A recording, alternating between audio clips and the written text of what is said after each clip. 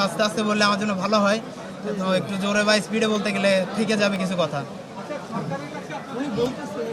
হ্যাঁ, তো বিষয়টা হচ্ছে যেহেতু সোশ্যাল মিডিয়ার যুগ, আমরা যেহেতু প্রবাসী 12 ঘন্টা 14 ঘন্টা সবাই কর্মে ব্যস্ত থাকে, তারপর কিছু সময় পেলে সেটা হচ্ছে মোবাইলে আসে।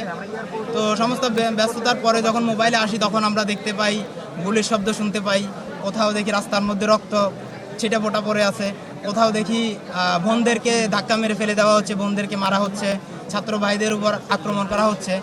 তো এগুলা দেখতে দেখতে আসলে আমি যদি বলি আমি মানুষ হিসাবে আমি সহ্য করতে পারিনি, তারপর যদি বলি আমি একজন মুসলিম হিসাবে সহ্য করতে পারিনি, তারপর যদি বলি আমি আমার ইমানি চেতনা থেকে আমি বসে থাকতে পারিনি। আমি নির্দিষ্টভাবে কোনো দলের সাথে জড়িত নই যে আমি দলের স্বার্থে আমি করেছি, ঠিক আছে। আমি যেটা করেছি সেটা আমি আমার দেশকেও ভালোবাসি, আমি আমার ছাত্র ভাই মানে মানুষকেও ভালোবাসি।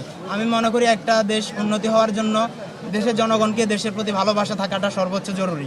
তো ওই জায়গা থেকে আমরা আন্দোলনের জন্য আমি বেরিয়ে পড়ি। আর তখন আমি ওই দেশের কানুন সম্পর্কে খুব বেশি জানতাম না, যেহেতু খুবই নতুন মানুষ। কিছুটা অবগত ছিলাম, কিন্তু যতটুকু অবগত ছিলাম ততটুকু আমাকে রুখে রাখতে পারেনি। আমি যতটা কষ্ট পেয়েছিলাম বাংলাদেশের অবস্থা দেখে, তারপর আমি বেরিয়ে গিয়েছিলাম। আমি জানতাম কিছুটা হয়তো ক্ষতি আমার হবে, কিন্তু প্রবাসী ভাইদের এত ক্ষতি হবে আমি জানতাম না। জানলে হয়তো বা অন্য ব্যবস্থা নিতাম। আমি আমার ক্ষতি জেনেও আমি বের হয়েছি।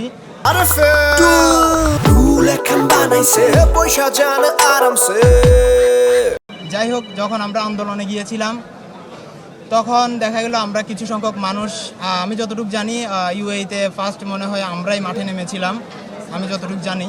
আর এর আগে কেউ নেমেছি কিনা আমি অবগত নেই। আর আমি যেহেতু সোশ্যাল মিডিয়ার সাথে ছোটোখাটো আমার আইডিয়া আছে, আমি ওইখানে অ্যাক্টিভ ছিলাম।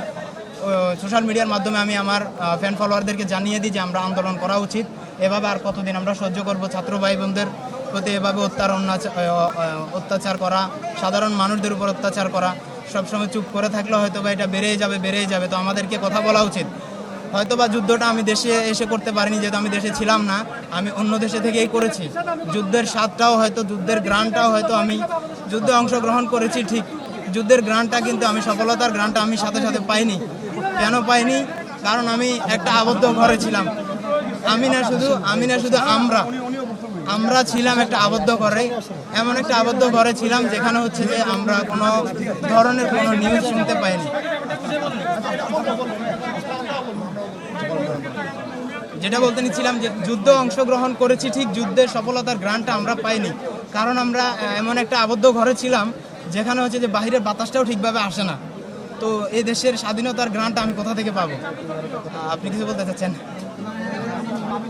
ওইটা আমি আস্তে আস্তে বলতে চাচ্ছিলাম, তাহলে ওইদিকে চলে যাই। বিষয় প্রথম কথা যদি বলতে হয়, যেহেতু আমাদের প্রবাসীদের কর্মসংস্থান ওইখানেই ছিল, অনেকগুলো স্বপ্ন নিয়ে প্রবাসীরা কিন্তু দেশ ছেড়ে যায়। দেশের মানুষের স্বপ্ন, পরিবারের স্বপ্ন, নিজেরও স্বপ্ন থাকে। তো ওইখানে যাওয়ার পর যেহেতু আন্দোলনে জড়িয়ে পড়েছি এবং ওই দেশের কানুন ভঙ্গ করার কারণে আমাদেরকে ওইখান থেকে দেশে পাঠিয়ে দেওয়া হয়। তো সবাই কেউ কম ক্ষতিগ্রস্ত হয়েছে, কেউ বেশি ক্ষতিগ্রস্ত হয়েছে, কারো বেশি গিয়েছে, কারো কম গিয়েছে। তো আমি সবার পক্ষ থেকে বলতে চাই, এখানে শুধু 57 জনকে কেউ আলাদা করবেন না, ঠিক আছে। আমাকে কে কি বলেছে আমি সেটা ভুলে যেতে চাই। আল্লাহ ওদেরকেও মাফ করে দেখ, আমাকেও মাফ করে দেখ। আমার সম্পর্কে অনেকে জানছে যে পরবর্তী লোকেরা আমার উপর বা আগের কিছু লোক আমার উপর আমাকে হুমকি দামকি দিয়েছিল। তো ওরা হুমকি দামকি দেওয়ার একটা কারণও আছে, যেহেতু তারা ক্ষতিগ্রস্ত হয়েছে, কিন্তু তারা কেউ ভিন্ন দলের কিনা আমি জানি না। তো আমি চাই এদেরকে আলাদা করা না হোক, শুরু থেকে শেষ পর্যন্ত সবগুলা মানুষকে, যারা যতটুকু ক্ষতিগ্রস্ত হয়েছে। যদি দেশের সরকারকে বলতে যাই, যতটুকু শুনেছি উনি নতুন আসছে, এর মধ্যে অনেক সমস্যার পর সমস্যা ফেস করতে হচ্ছে। তো ওনার জন্য এটা অনেক টাফ হচ্ছে আমি মনে করি। তো শুধু আমি ওনাকে বলবো না, আমি বলবো দেশের মানুষ এখন উনি মিলে যারা ক্ষতিগ্রস্ত হয়েছে, ঠিক আছে, ওদেরকে যদি কোনো কর্মসংস্থানের ব্যবস্থা করে দেওয়া যায় আমি অনেকটা কৃতজ্ঞ থাকবো।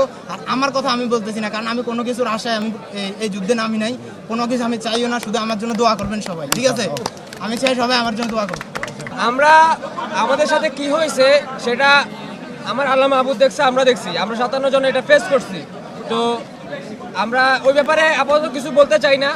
আমাদের এখনো অনেক ভাই, 57 জন থেকে অনেক বেশি, আপনাদের চিন্তাধারার চাইতে অনেক বেশি মানুষ ওখানে ওখানে এখনো আটক পড়ে আছে। অনেকের রায় হয়েছে, অনেকের হয় নাই।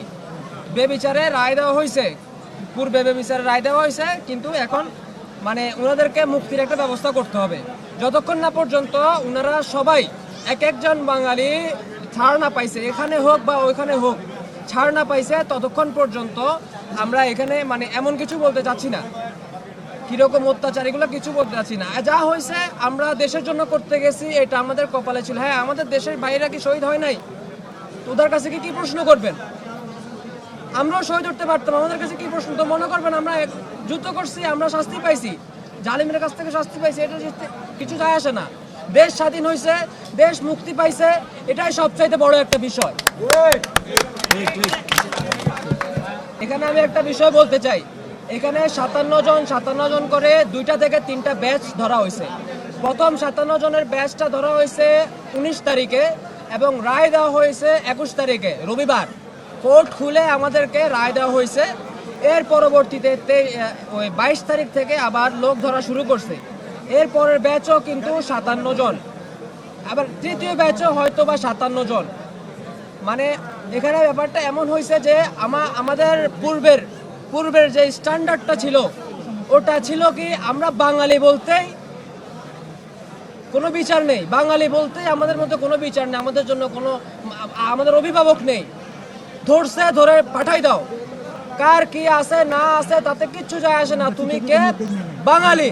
তুমি বাঙালি কেন? তোমার যোগ্যতা নেই, তুমি এখান থেকে যাও। সবাই কি এখানে আন্দোলন করছে? করে নাই, কিন্তু সবাই ভুক্তভোগী। তো আমি যেটা বলতে যাচ্ছি, 57 জন প্রথম ব্যাচ এবং দ্বিতীয় ব্যাচ থেকে 22 জন মানুষ আজকে ডিপোর্ট করা হয়েছে। 22 জন থেকে প্রথম ব্যাচের মধ্যে আমরা সম্ভবত 7 জন থেকে 8 জন, প্রথম 57 জন, আমার মনে পড়ছে না। চট্টগ্রামে আমরা প্রথম 57 জনের ব্যাচে চট্টগ্রামে 3 জন, কাউসার আহমেদ, তারপরে হচ্ছে আয়মান, তারপরে যা হচ্ছে মহারাজ, চট্টগ্রামে 3 জন প্রথম 57 জনের ব্যাচে, আর কাউসার বললাম। এর পরবর্তীতে আমরা এখানে যারা ঢাকাতে ল্যান্ড করছি, তারা ঢাকায় আমরা নাই 6 জন প্রথম ব্যাচের 6 জন এবং সেকেন্ড ব্যাচের 2 থেকে 3 জন আসছে। ওনারা অনেকজন চলে গেছে এবং একজন এখানে ছিল যিনি বক্তৃতা দিয়েছেন, আমাদের সিনিয়র পার্সন, উনি বক্তৃতা দিয়েছিলেন। সেই ব্যাপারে আমরা এখন কিছু বলতে চাই না। আমি বলি, শুনুন ভাই, আমি বলি আমার ফ্যামিলি বুঝছেন সেখানে ছিল, আমার ফ্যামিলি এমবাসির কাছে গিয়েছিল। শুনেন কথা, শুনেন ভাই, আপনি বলেন ভাই বিদেশের থেকে ভাই যারা আজকে আসছেন তারা কথা বলবেন, তারা অনেকে কথা বললেন না ভাই। আর যারা নেগোশিয়েট করছে সরকার পক্ষের হয়ে বিভিন্ন সময় তারা কথা বলো।